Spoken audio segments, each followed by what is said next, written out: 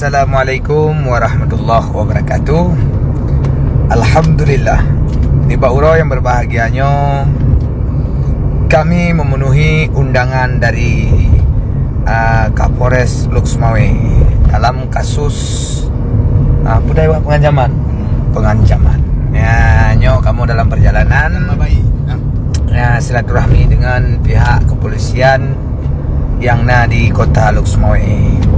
Mohon kepada rakan-rakan, sahabat, gure dan kerabat mandum doa dan dukungan. Artinya setiap rintangan dan tantangan itu bukan melemahkan perjuangan, tapi justru untuk semakin menyemangatkan perjuangan. Jangan pernah gentar dengan musuh-musuh Allah.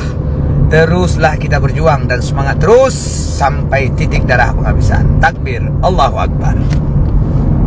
Aja, gimana? Assalamualaikum warahmatullahi wabarakatuh. Nyo kamu katro Pak Polres Luxmawe dengan Kapolsek Sakarya.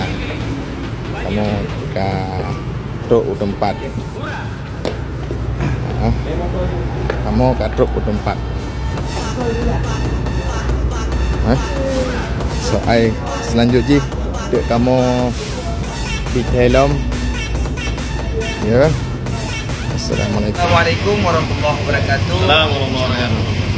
Alhamdulillah, pada hari yang berbahagia ini kamu memenuhi undangan daripada Kapolres Luxmawe mengenai laporan yang dilaporkan oleh istri Imran Peseh mengenai pengancaman.